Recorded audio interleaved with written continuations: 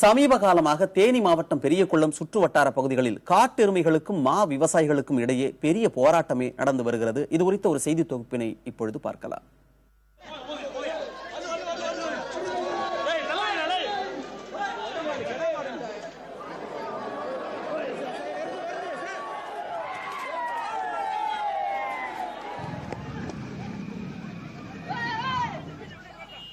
பொதுவாக காட்டுக்குள் அமைதியாக உலா வரும் இந்த எருமைகள் இப்படி வீதியில் தரிகெட்டு மிரண்டோடுவது தேனி மாவட்டம் பெரியகுளம் பகுதியில் இயல்பாகி வருகிறது. மாந்தோப்புகளில் மேயும் காட்டெருமைகளால் விளைச்சல் பாதிக்கப்படுவது மட்டுமின்றி உயிருக்கும் ஆபத்து ஏற்படுவதாக மா விவசாயிகள் கூறுகின்றனர். காட்டெருமைகள் வராமல் தடுக்க வனத்துறையினர் அகழிகள் அமைத்துக் கொடுத்தாலும் அவை அகலமானதாக இல்லை என்பதும் விவசாயிகளின் புகார்.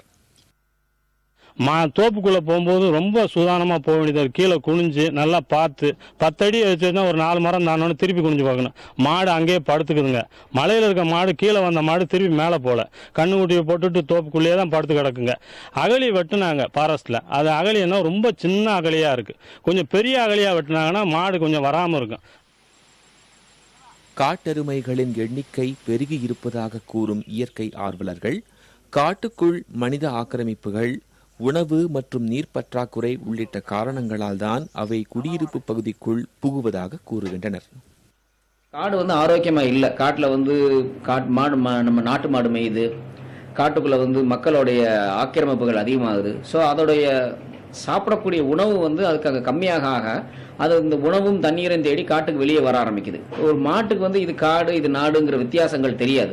ஸோ காட்டுக்கு ஓரத்தில் வரக்கூடியப்ப அங்கே ஈஸியாக கிடைக்கக்கூடிய உணவான மாங்காய் கிடைக்குது, வாழை கிடைக்குது. ஸோ காட்டுக்குள்ளே கஷ்டப்பட்டு சாப்பிட வேண்டிய உணவு இங்கே ரெடிமேட் ஃபுட், ஃபாஸ்ட் ஃபுட்டாக கிடைக்கிறதுனால ஸோ இந்த வாழ்க்கை பழகி போய் அது காட்டு ஓரத்தில் இருந்துட்டு நைட்டு டே ஃபுல்லாக காட்டு ஓரத்தில் இருக்கும். நைட் ஆனால் தோப்புக்குள்ளே இறங்கிடுது.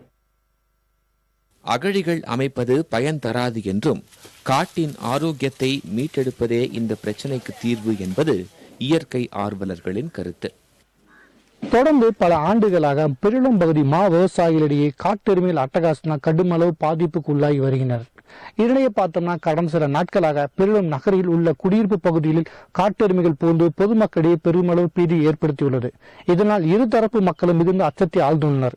இவர்களின் அச்சத்தை போக்க வனத்துறை விரைந்து நடவடிக்கை எடுக்க வேண்டும் என்பதே அனைத்து தரப்பு மக்களின் எதிர்பார்ப்பாக உள்ளது. புதிய தலைமுறைக்காக பெருளம் செய்த அருளானத்துடன் பாலாஜி.